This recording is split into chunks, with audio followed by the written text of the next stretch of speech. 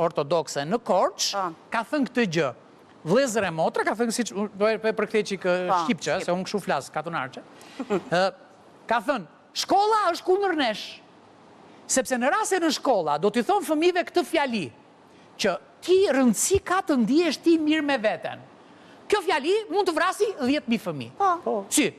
Po mirë, po, ti kthen ato që ti pren ata, ti kthen mbrapsht? Jo. Apo duhet i ruajnë ato që pren? Jo, po ai thot ke firmosur, ta preva, ke firmosur vjen keq. Prandaj duhet mbi 18 vjeç, ose unë them 20. Hidhu për pjet. Pra këto zonja duhet të thonë jemi kundra. Për mua mbi 20 vjeç. Jo, do me thënë, e tha një dhe ai ka krijuar ka shprehur një shqetësim. Nuk duhet kemi protokolle fare për as moshat e rritura. Këta humanoidësh edhe ai. Edhe moshat e rritura kanë probleme. Pikërisht është humanoid.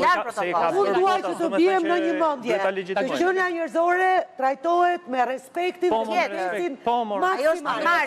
Dhe që të marrim ne përsipër të flasim se si ndihet ai njeriu. Dhe çfarë duhet bëj ai njeriu? Po e shkatron. Drejta jote është të fillon në momentin që ignoron çfarë do lloj thirrje. Po edhe kur ja pret më po e shkatron. Ke takuar ndonjë fëmijë që ka gender dysphoria?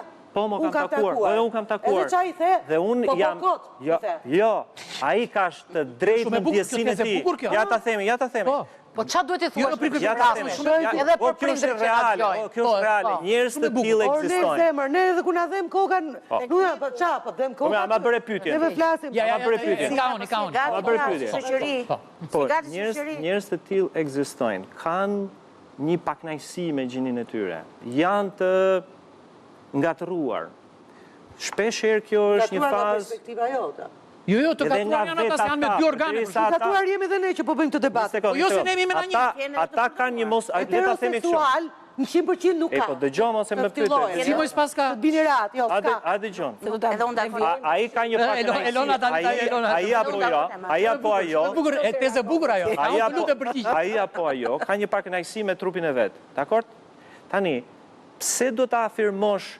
A ka një mënyrë tjetër si ta ndihmosh? A mund ta ndihmosh që ta arrijë të kënaqë, të gjej kënaqësi me trupin e vet?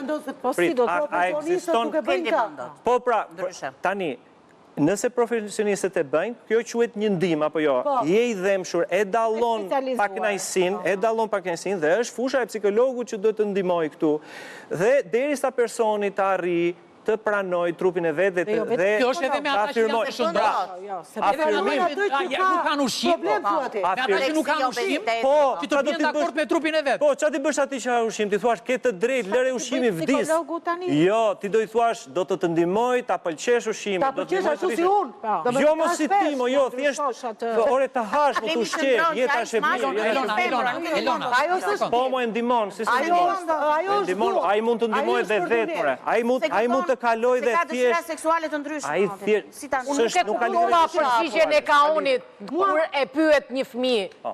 Si është përgjigja që duhet jap? Indi, ose Elona. Belios, lutem. Kur e pyes një fëmijë është përgjigja që i jap. Po, pastaj do të jap përgjigjen fëmijës. Unë kur e pyes një fëmijë së pari e dëgjoj. Kërkoj arsye pse ka ardhur aty. Verifikoj dhe kryqëzoj të gjitha informacionet që më sjell fëmia, eksperjenca ime profesionale dhe familja e tij. Se çfarë ka ndodhur, cili ka qenë historiku dhe çfarë po ndodh.